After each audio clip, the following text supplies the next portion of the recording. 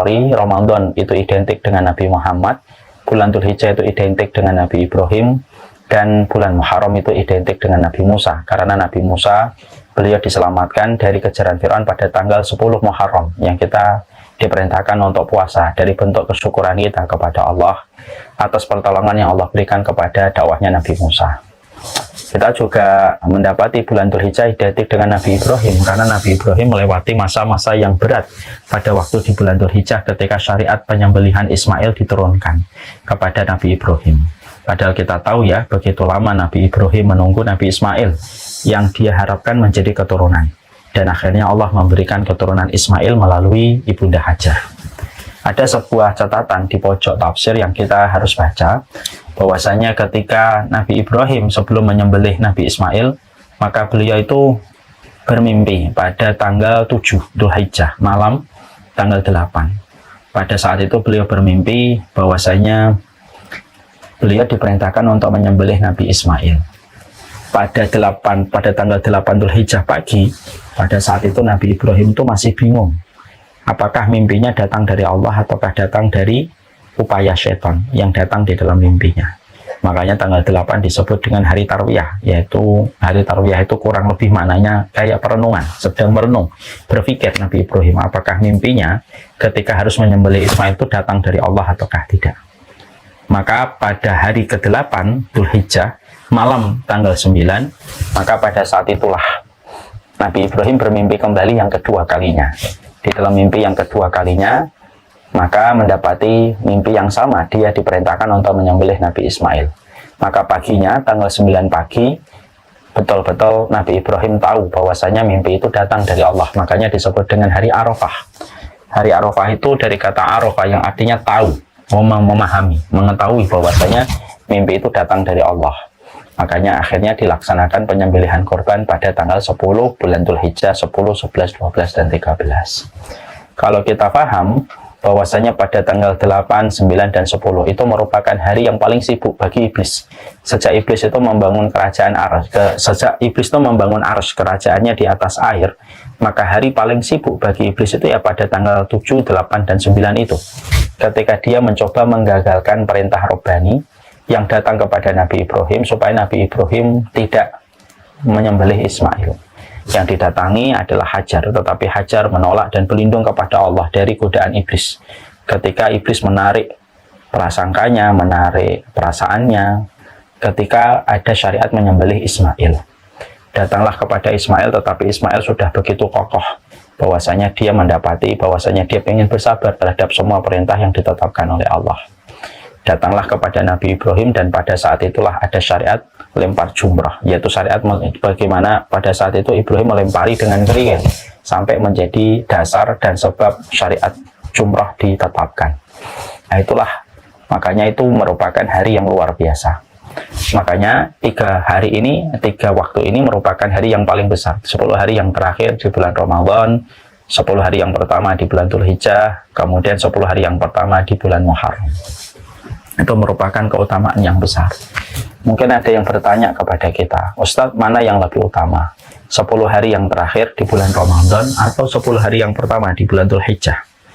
Ini terjadi perbedaan cukup panjang dan cukup luas di antara para ulama. Sebagian ulama ada yang mengatakan 10 hari yang terakhir di bulan Ramadan lebih utama, melihat dan merujuk kepada surat Al-Fajr wa layalin ashr, yaitu demi malam 10. Di mana pada 10 hari yang terakhir Allah menurunkan Al-Quran dan menurunkan Al-Quran kepada Rasulullah. Ada yang menguatkan dan merajikan bahwasanya yang paling utama adalah 10 hari yang pertama di bulan Dzulhijjah, berdasarkan kepada sebuah riwayat dari Sunan Abi Dawud, ketika Rasulullah SAW mengatakan, ma min ayyamin al-amalu sholih fiha ahabba ilallah min hadhihi ayyamil ashr. Qalu walal jihad ya Rasulullah. Qalu walal jihad illa kharaja bi nafsihi wa malihi falam yarji' minhu dzalika syai'un. Rasulullah pernah menyampaikan di dalam sebuah riwayat bahwasanya tidak ada hari yang paling dicintai oleh Allah, tidak ada hari yang paling dicintai oleh Allah kecuali 10 hari. Ya, pada 10 hari yang pertama di bulan Dzulhijjah. Para sahabat ketika mengetahui itu, para sahabat kemudian berkata, apakah keutamaan beramal pada 10 hari yang pertama di bulan Dzulhijjah mengalahkan keutamaan orang yang berjihad, maka Rasulullah langsung menjawab, walal jihad fi sabilillah. Bahkan jihad pun tidak bisa mengalahkan keutamaan bagi mereka yang beramal di 10 hari yang pertama di bulan Dzulhijjah. Illa, kemudian Nabi menambahkan keterangan illa kharaja bi nafsihi wa malihi falam yarji minhu dzalika syai'un, kecuali apabila dia keluar dari rumahnya dengan membawa hartanya, dengan membawa nyawanya dan tidak ada yang berpulang dari keduanya, maka itu tidak bisa ditandingi oleh apapun. Nah, ini menjadi sebuah rujukan dalil bahwasanya sebagian ulama mengatakan 10 hari yang pertama lebih utama daripada 10 hari yang terakhir di bulan Ramadan. Saya mengambil pendapat jamak yang menggabungkan, dan di situ diberikan keterangan yang terperinci bahwasanya sebenarnya dua keutamaan ini tidak bertentangan dan tidak bertabrakan. Kalau melihat malam, tidak ada malam yang paling utama kecuali 10 hari yang pertama, 10 hari yang terakhir di bulan Dzulhijjah. Makanya ada syariat i'tikaf, syariat memperbanyak doa. Allahumma innaka afuwun tuhibbul afwa fa'fu anni. Itu identik malam. Jadi kalau melihat malam, tidak ada malam yang paling utama kecuali malam 10 hari yang terakhir di bulan Dzulhijjah.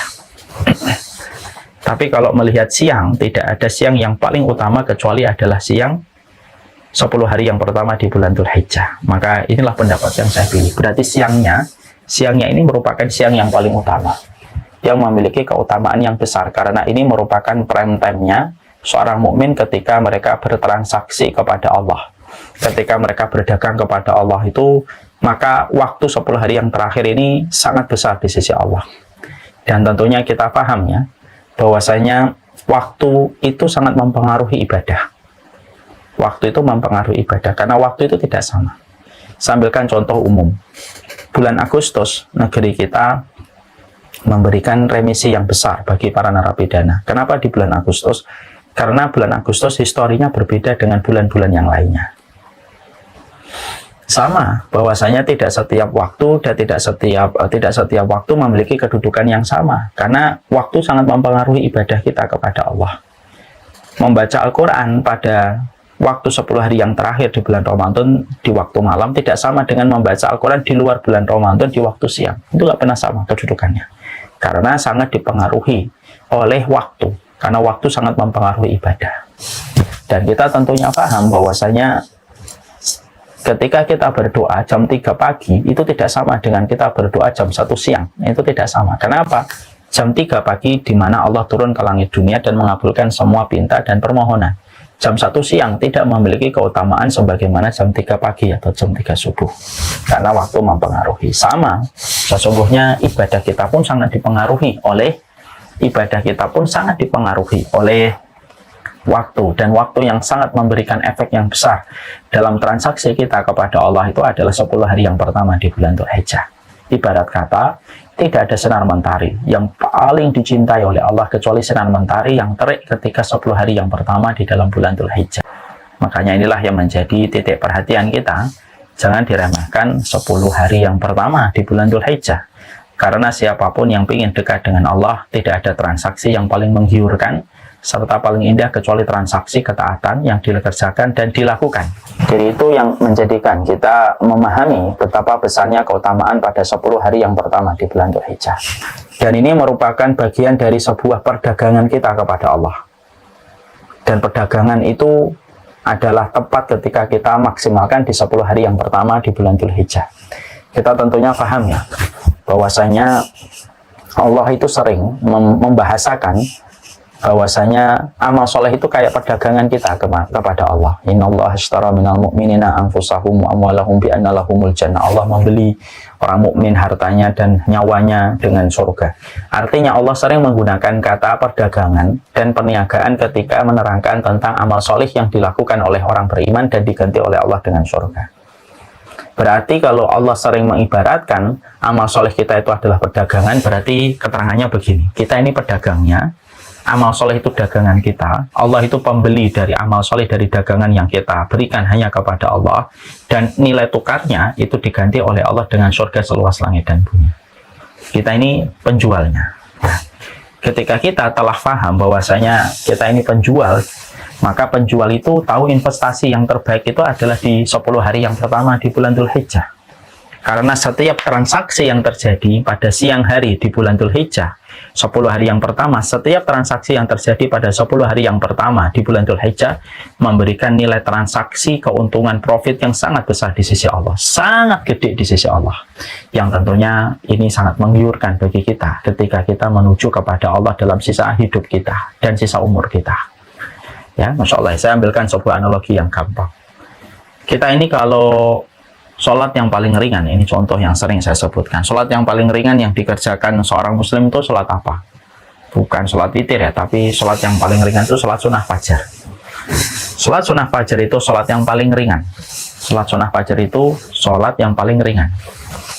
Sampai saking ringannya sholat sunnah fajar itu sampai Ibu Aisyah atau Ummul Mukminin Aisyah, beliau memberikan komentar, aku kalau melihat Nabi sholat sunnah fajar, aku seakan-akan menyangka bahwasanya beliau tidak membaca Al-Fatihah karena singkatnya beliau ketika sholat sunnah fajar. Dan ketika kita sholat sunnah fajar, syariatnya harus diringankan, maka ada tuntunan sunnah. Rakaat yang pertama membaca Al-Kafirun, rakaat yang kedua kita membaca Al-Ikhlas. Itu, jadi jangan memilih Al-Baqarah, jangan memilih An-Naba yang panjang-panjang. Ayat rakaat yang pertama yaitu adalah surat Al-Kafirun, rakaat yang kedua membaca itu membaca Al-Ikhlas. Berapa lama kita melaksanakan sholat sunnah fajar? 3 menit sampai 5 menit. 3 menit sampai 5 menit. Ketika kita sholat sunnah fajar 3 sampai 5 menit, 3 sampai 5 menit, apa balasannya Allah berikan kepada kita? Khairum minad dunya wa ma fiha. Lebih baik daripada dunia dan seisinya. Diberikan kepada orang yang dagang sama Allah dengan sholat sunnah fajar 2 rakaat. Masya Allah. Jadi betul-betul sholat fajar 3 menit diganti oleh Allah dengan dunia dan seisinya. Masya Allah ya. Kita lihat ya. Kita kalau melihat tanah di sekitar bundaran HI, per meternya bisa puluhan juta. Per meter.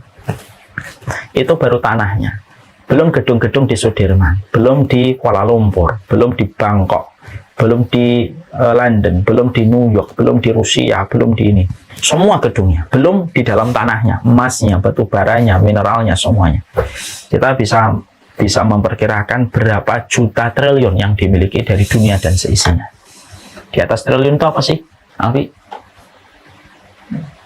Kuadriliun. Hah? Kuadriliun. Kuadriliun. Kuadriliun. Ya. Jadi kuadriliun katanya. Di atas triliun. Jadi kita bisa memperkirakan dunia dan seisinya itu berapa kuadriliun. Kalau dibagi 3 menit, berarti per menitnya kita digaji oleh Allah sedemikian besarnya. Ini paling sering penjelasan ini, untuk memberikan motivasi bagi diri. Berarti 1 menitnya kita ini digaji oleh Allah jutaan triliun gitu. 1 menitnya ketika kita sholat sunnah fajar. Itulah dagang sama Allah. Dagang sama Allah itu dagang yang tidak pernah merugi. Sudah modalnya dari Allah, semuanya datang dari Allah. Itu pun kita kembalikan kepada Allah. Hanya dalam waktu 3 menit atau 5 menit sholat sunnah fajar, bayarannya sudah sedemikian besar. Bapak-bapak dan ibu kerja di Pertamina. Ada yang gajinya 100, ada yang mungkin gajinya 150, ada yang gajinya 2 juta, ada yang gajinya 5 juta, ada yang gajinya 10 juta, 30 juta. Besar memang kalau ngelihat angkanya di akhir bulan. Tapi coba kalau kita teliti, itu kan angka di akhir bulan. Bayaran selama 30 hari. Tapi kira-kira kalau di breakdown dari angka 100 juta dibagi per menitnya kita dapat berapa? Mungkin nggak sampai 10.000 kali. Per menitnya kita tidak sampai 10.000, tidak sampai 100.000 mungkin. Kalau dibagi 100 juta per menitnya, Masya Allah itu kalau kerja untuk manusia. Kalau kerja untuk Allah, luar biasa. Kerja sama Allah itu sedemikian dahsyatnya. 3 menit digaji sampai jutaan triliun. Dan itu everyday kalau kita melaksanakan sholat fajar. Dan ketika saya menerangkan sholat sunnah fajar dengan jutaan triliun yang kita dapatkan per menitnya, gaji dari Allah, modal dari Allah, ditambah lagi ketika kita bertransaksi kepada Allah di bulan Dzulhijjah, itu lebih gede lagi. Kalau sholat sunnah fajar aja sudah sedemikian besarnya pahala yang kita peroleh, bagaimana dengan orang yang beramal di 10 hari yang pertama di bulan Dzulhijjah, di mana memiliki keutamaan yang sangat besar. keutamanya sangat besar di sisi Allah Subhanahu wa taala, itu adalah beramal di 10 hari yang pertama di bulan Dzulhijjah. Maka ini merupakan perniagaan yang sejatinya tidak boleh bagi kita perniagaan ini kemudian kita lewatkan. Ini perniagaan yang tidak boleh dilewatkan. Ini perniagaan yang betul-betul harus mendapatkan perhatian, mendapatkan sebuah perhatian, mendapatkan sebuah konsentrasi dari kita, bahwasanya inilah bentuk perdagangan terbaik yang kita bisa lakukan selain pada 10 hari yang terakhir di bulan Ramadan. Maka ini perniagaan yang terbaik yang kita lakukan itu adalah 10 hari yang pertama di bulan Dzulhijjah. Dan ini luar biasa kedudukannya di sisi Allah. Sekali lagi ya, ini saya ulang-ulang supaya kita selalu ingat, karena saya paling senang penjelasan dan penjabaran ini. Kalau engkau sholat sunnah fajar saja, 2 rakaat saja, dinilai oleh Allah setiap menitnya dengan kuadriliun atau ratusan juta triliun 1 menit. Apalagi ketika kita bertransaksi kepada Allah pada 10 hari yang pertama di bulan Dzulhijjah. Karena sesungguhnya kita harus paham, karena sesungguhnya tidak ada perniagaan yang paling dicintai oleh Allah pada terbitnya matahari pada waktu, kecuali pada waktu 10 hari yang pertama di bulan Dzulhijjah. Dan ini yang harus menjadi sebuah perhatian besar dari kita. Makanya Rasulullah SAW sampai mengatakan, hatta sampai orang yang berjihad sekalipun tidak mampu mengalahkan trending topik amal yang dikerjakan pada 10 hari yang pertama di bulan Dzulhijjah. Jadi trending topik itu pada 10 hari yang pertama di bulan Dzulhijjah itu sesuatu yang mega dahsyat, bukan dahsyat, mega dahsyat, yang harus kemudian kita mengerti dan harus kita pahami. Makanya ketika kita mengetahui ini, pertimbangan kita kemudian adalah apa yang harus kita lakukan, Ustaz? Apa yang kita harus kerjakan ketika kita pada 10 hari yang pertama di bulan Dzulhijjah? Walaupun mungkin kita sering mendengar, saya mengucapkan kembali supaya ini mengingatkan kita apa yang sejatinya harus kita kerjakan ketika kita berada pada prime time-nya ketaatan kita dan pada investasi yang paling menggiurkan yang ada pada bulan Dzulhijjah. Maka para ulama lalu memberikan beberapa rule, beberapa petunjuk, dan beberapa arahan dari apa yang harusnya kita kerjakan ketika kita sudah menuju kepada 10 hari yang pertama di bulan Dzulhijjah, dimulai pada hari ini. Sebagian dari teman-teman kita memulai hari yang kemarin, dan saya memilih hari ini bersama dengan mayoritas masyarakat muslim dan bersama dengan pemerintah yang menetapkan tanggal 1 Dzulhijjah jatuh pada hari Jumat. Apa yang harus kita lakukan? Apa yang kita harus kerjakan? Maka yang pertama, perbanyaklah kita untuk bertakbir. Perbanyaklah kita untuk bertakbir kepada Allah Subhanahu wa taala. Karena ada sunnah yang kita harus maksimalkan ketika kita berada pada 10 hari yang pertama di bulan Dzulhijjah, yaitu bertakbir. Dan takbir itu ada 2, ada takbir mutlak, ada takbir muqayyad. Takbir mutlak itu adalah sebuah takbir yang dilakukan tanpa terikat kepada waktu dan kondisi. Ini disebut dengan takbir mutlak. Yang disebut dengan takbir mutlak, takbir yang dilakukan tanpa terikat kepada waktu dan kondisi. Takbir mutlak ini adalah takbir yang dilakukan pada tanggal 1 sampai tanggal 10 bulan Dzulhijjah, sampai kita melaksanakan sholat Idul Adha. Itu namanya takbir mutlak. Allahu Akbar, Allahu Akbar, la ilaha illallah, wallahu akbar, Allahu Akbar, walillahil hamd. Ini takbir mutlak. Kita lakukan ketika kita di rumah, ketika kita di mobil, ketika kita di jalan. Maka kita memperbanyak takbir seiring dengan kita menghadirkan makna. Ketika kita mengucapkan Allahu Akbar, berarti kita harus ingat semua selain Allah itu kecil dan tidak bermakna dibandingkan dengan kita ketika mengetahui bahwasanya kita bergantung dan berharap serta bersandar kepada Allah semata. Nah, maka itu disebut dengan takbir mutlak. Ada yang kedua yang disebut dengan takbir muqayyad. Takbir muqayyad itu adalah takbir yang kita lakukan ketika terikat dengan waktu, yaitu ketika pada tanggal 10 di bulan Dzulhijjah. Pada tanggal 10 di bulan Dzulhijjah takbirnya muqayyad, yaitu menunggu sholat dulu. Jadi kita setiap habis sholat kita kemudian takbir pada tanggal 10 dan ditambah 3 hari tasyrik. Selesai pada hari yang ketiga, pada tanggal 13 Dzulhijjah ketika sholat asar, itu yang paling terakhir. Itu namanya takbir muqayyad. Makanya itu berdasarkan kepada kebiasaan para ulama. Ketika para ulama itu menyampaikan, ketika para ulama itu memberikan contoh bahwasanya Ibnu Umar, Abu Hurairah itu dakhala suq wa yukabbirani fi suq. Bahwasanya Abu Hurairah dan Ibnu Umar Mereka itu masuk pasar dan kebiasaan mereka ketika 10 hari yang pertama di bulan Dzulhijjah, kebiasaan mereka ketika masuk pasar itu mereka bertakbir. Dengan takbir secara mutlak. Ada takbir muqayyad yang kita akan lakukan, yang kita akan kerjakan nanti, yaitu ketika pada tanggal 10 bulan Dzulhijjah. Ini yang pertama, amalan paling utama. Makanya penting ya, kita habis ini kita kumpulkan keluarga kita sampaikan dalam bentuk halaqah ilmu, supaya anak-anak kita juga paham. Ini bulan untuk mengagungkan syiar kalimat Allah. Ya, kita agungkan ini, untuk menunjukkan bahwasanya kita adalah sebuah kaum yang betul-betul mengagungkan nama Allah dalam kehidupan kita. Jangan sampai anak-anak kita terputus referensi mereka dari sebuah kultur yang ada di dalam agama mereka. Ini merupakan kultur sunnah yang tidak boleh hilang. Dengan kita bertakbir dan kita memperbanyak takbir itu ketika kita di bulan Dzulhijjah, supaya ini juga menjadi sebuah kebaikan. Kemudian ada takbir muqayyad nanti pada tanggal 10. Pada tanggal 10, 11, 12, 13 kita kemudian bertakbir, dan takbirnya bersama-sama dengan jamaah kaum muslimin. Kita harus paham ya Bapak dan Ibu, memperlihatkan kekuatan Islam, memperlihatkan jumlah kaum muslimin yang banyak, yang mengagungkan nama Allah, itu merupakan salah satu perkara yang penting supaya orang memberikan respek kepada Islam dan tidak menganggap remeh Islam itu. Makanya banyak syariat yang apabila kita detail melihat itu sebenarnya memberikan efek supaya orang yang melihat kita itu betul-betul tahu bahwasanya Islam itu banyak dan mereka mengagungkan Allah. Supaya tidak ada lagi orang yang meremehkan, melecehkan Allah dan Rasul atas nama apapun, atas nama bercanda, atas nama dark joke, atas nama keguyon, atas nama promosi, tidak boleh. Kalau mereka tahu bahwasanya kaum muslimin itu betul-betul memperlihatkan pengagungan mereka kepada Allah dan mereka betul-betul bareng-bareng. Itu salah satu di antara poin penting kenapa kita disuruh memperbanyak takbir. Saya akan sampaikan sebuah riwayat.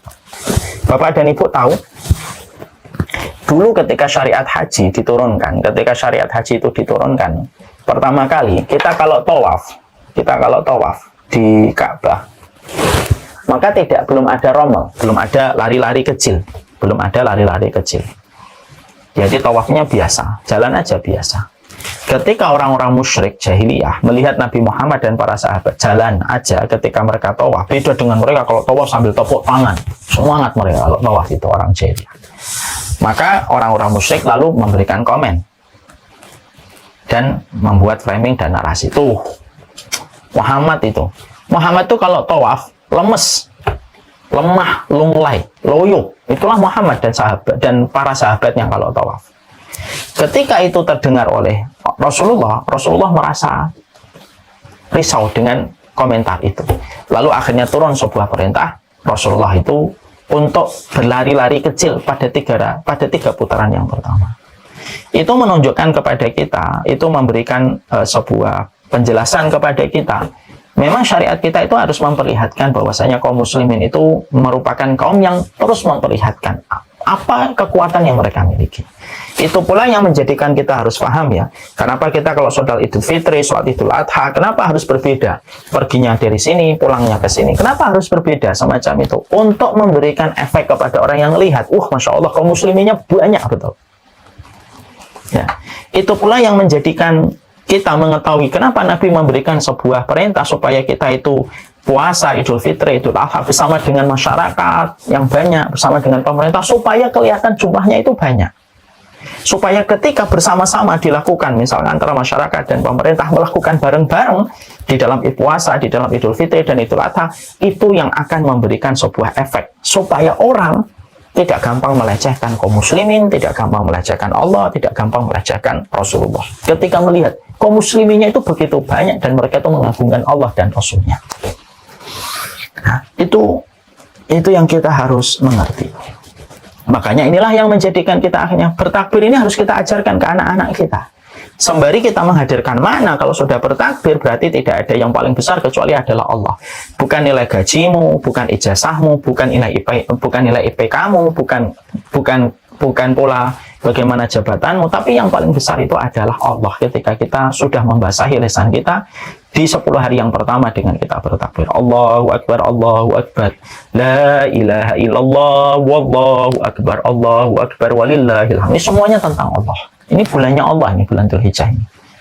Dan berikan pengagungan hanya kepada Allah, karena Allah paling senang didatangi, dituju oleh banyak manusia dengan mengagungkan namanya ketika di bulan Dzulhijjah.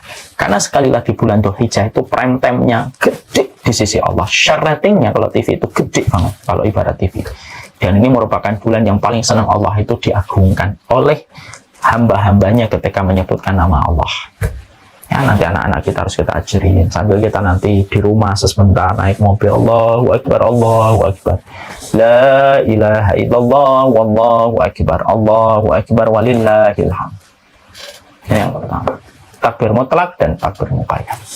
Ada yang kedua.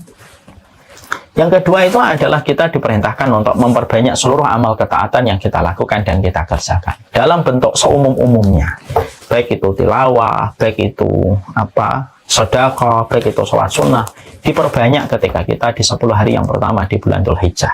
Dan ini merupakan salah satu bulan yang luar biasa. Ini merupakan bulan yang luar biasa di dalam menebalkan arti ketaatan dan menebalkan arti ibadah untuk menghapuskan dosa. Karena salah satu niat yang kita hadirkan ketika kita menebalkan ketaatan di waktu prime time untuk menghapuskan dosa. Antara bulan Ramadan yang sudah kita tinggalkan 2 bulan lalu, kan kita sudah terbentang jarak 2 bulan, sudah melewati 2 kali purnama dengan berbagai macam dosa dan kemaksiatan. Dan bulan Dzulhijjah ini tepat sekali untuk melebur dosa itu dengan ketaatan, karena ketaatan itu salah satu niatnya adalah untuk menghapuskan dosa. Wa bisayyi'atil hasanata tamhuha. Ikutilah setiap dosamu dengan kebaikan, kebaikan itu menghapuskan dosa-dosamu. Itu yang kita harus pahami, itu yang kita harus mengerti. Jadi kita tebalkan ketaatan kita tebalkan ibadah kita. Tilawah, hatamkan Quran pada 10 hari ini, berarti 1 harinya 3 juz. Sedekahnya harus diperhatikan, sedekah pagi, kemudian sedekah yang mampu. Kemudian seluruh ketaatan-ketaatan yang kita kerjakan maka menjadi maksimal ketika dikerjakan di bulan Dzulhijjah. Kita membaca Al-Quran, 1 hurufnya dinilai dengan 10 kebaikan. Kalau di bulan Shofar atau di bulan Syawal, 1 hurufnya itu dinilai dengan 10 kebaikan. Mangqara harfa min kitabillah falahul hasanah wal hasanatu bi asyri amsalha. Kita membaca Al-Quran, 1 hurufnya dinilai dengan 10 kebaikan. Itu kalau di bulan Syawal. Tapi kalau di bulan Dzulhijjah, maka setiap 1 hurufnya, terutama siangnya, dilipat gandakan oleh Allah dengan kelipatan yang besar, yang disetarakan, melebihi orang yang sedang berjihad di jalan Allah. Jadi kalau kita bayangkan orang-orang di Palestina ketika mereka sedang membela kehormatan dirinya dan bangsanya mereka, maka mereka menghadapi ketakutan, rasa khawatir dengan berbagai macam serangan yang bisa datang tiba-tiba, mengancam mereka, rumah mereka, dan nyawa mereka sendiri. Maka ketika kita beramal di bulan ini, 10 hari yang pertama, diterik mataharinya. Ketika diterik mataharinya, maka itu yang akan menjadikan kita ketika mendapati perkara ini kita kerjakan, maka melampaui dari semua pencapaian-pencapaian di dalam apa yang tadi saya sebutkan itu.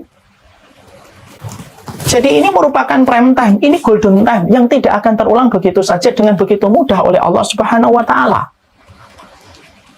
Ini yang kita harus betul-betul hadirkan maknanya. Karena orang kalau dia tidak tahu tentang satu perkara, itu biasanya meremehkan. Contoh nih, kalau saya dikasih hadiah, misalkan gamis ini, misalkan saya tidak tahu kalau harga gamis ini misalkan 5 juta, mungkin saya akan meremehkan gamis ini. Kenapa? Oh, saya kira gamis biasa yang paling 200.000. Mungkin kalau kotor ya biasa, kalau ternyata disetrika terus setrikanya membekas di kain di permukaannya, kita biasa, karena kita menyangka cuma 200.000. Tapi beda kalau kita akhirnya tahu, oh gamis ini dikasih hadiah sama orang yang terbaik dan ternyata gamisnya harganya 5 juta, kita akan menghargainya. Penting kita untuk istihdharul qalbi dulu. Istihdharu al-makana. Kita harus menghadirkan posisinya. Oh, ternyata 10 hari yang pertama ini besar. Gede banget, ini prime time-nya gede. Sama dengan 10 hari yang terakhir di bulan Ramadan. Dan kita menebalkan arti ketaatan dan menebalkan arti ibadah kita di 10 hari yang pertama di bulan Dzulhijjah. Maka Masya Allah, itu sama kedudukannya sebagai 10 hari yang terakhir di bulan Ramadan. Yang paling malam paling dicintai oleh Allah 10 hari yang terakhir di bulan Ramadan. Siang yang paling dicintai oleh Allah adalah 10 hari yang pertama di bulan Dzulhijjah. Itu yang kemudian harus kita pahami. Makanya diperbanyak ketaatan-ketaatan yang harus dilakukan dan dikerjakan. Makanya tadi kan saya menyampaikan kepada antum kan subhanallah sederhana. Kalau sholat sunnah fajar saja 3 menit sampai 5 menit dinilai oleh Allah dunia dan seisinya, apalagi ketaatan sholat, tilawah, sedekah ketika dilakukan pada waktu prime time di 10 hari yang pertama di bulan Dzulhijjah. Jangan jadikan hari kita biasa di 10 hari yang pertama di bulan Dzulhijjah sebagaimana hari-hari di luar bulan Dzulhijjah, karena mereka tidak pernah sama. Allah tidak pernah menyamakan antara keduanya. Ya, maka apakah setiap orang itu senang dengan kedatangan 10 hari yang pertama bulan Dzulhijjah? Tidak setiap orang senang dengan kedatangan 10 hari yang pertama di bulan Dzulhijjah. Yang senang adalah orang yang ingin berdagang sama Allah. Ini orang yang senang. Nikmat apalagi yang kurang? Kita sudah diberikan kenikmatan 10 hari yang terakhir di bulan Ramadan, lalu diberikan kenikmatan lagi hari ini, hari yang pertama di bulan Dzulhijjah. Maka ini merupakan perkara yang besar di sisi Allah. Yang ketiga yang kita harus lakukan, yang kita harus kerjakan ketika kita mendapati diri kita menginjakkan kaki di 10 hari yang pertama di bulan Dzulhijjah, yaitu adalah kita harus memperbanyak puasa. Ya. Puasa ini merupakan hal yang cukup penting di dalam kita memaknai 10 hari yang pertama di bulan Dzulhijjah, karena yang paling utama itu kan siangnya, terik mataharinya. Berarti kemudian siangnya dengan berpuasa itu sangat utama di sisi Allah Subhanahu wa Ta'ala. Puasa ini bisa dikerjakan yang paling utama 9 hari, tapi kalau tidak mampu 8 hari, kalau tidak mampu 7 hari, boleh 3 hari, boleh 2 hari, boleh 1 hari, Ustaz, 1 hari aja pas Arafah. Ya boleh, walaupun agak kebangetan ya, karena ini sudah merupakan prime time, tapi ya boleh aja gitu. Maka boleh bagi kita untuk memperbanyak puasa kita di bulan Dzulhijjah, yaitu puasa sunnah mutlak yang kita kerjakan untuk memperbanyak amal kita dengan siang dan terik mataharinya, dengan mengosongkan lambung kita, mengeringkan kerongkongan kita, semata-mata mengharapkan ridhonya Allah. Kan saya sudah pernah nyampaikan, bukan? Puasa itu merupakan ibadah yang paling disenangi oleh Allah. Di antara ibadah-ibadah yang juga paling disenangi oleh Allah itu salah satunya puasa. Kenapa? Karena orang itu merasakan kehadiran Allah itu terasa kalau puasa. Kan gitu ya? Maaf ya. Kita ini kalau puasa sebenarnya memiliki 1 juta, memiliki 100 kemungkinan tempat untuk membatalkan puasa. Ketika kita berkumur-kumur, kita bisa neguk tanpa ada yang tahu. Tapi kita nggak mau neguk ketika sedang berkumur-kumur, ketika kita berpuasa. Kita bisa ke belakang, pura-pura ke kamar mandi, kemudian kita minum. Bisa kita. Tapi kenapa orang kalau sudah niat puasa, dia tidak mau untuk membatalkan, walaupun tidak kelihatan sama sekali orang. Walaupun di kamar mandi ada air seger ngalir dari kerannya dingin banget. Kenapa dia nggak mau teguk cegluk-cegluk gitu?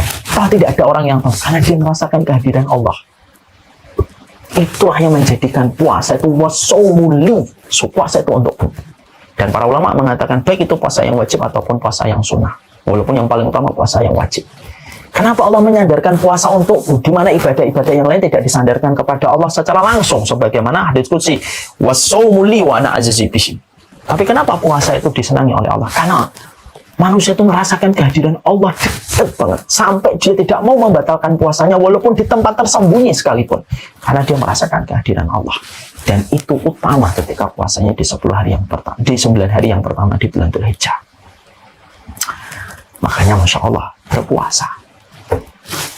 Saya telat hari ini, besok saya tidak bisa Ustaz, saya banyak walimah, ada 3. Kan walimah kan mubazir, kalau saya walimah tidak makan. Ya sudah hari Ahad. Wah, hari Ahad saya juga ada rencana rekreasi, ya sudah hari Senin.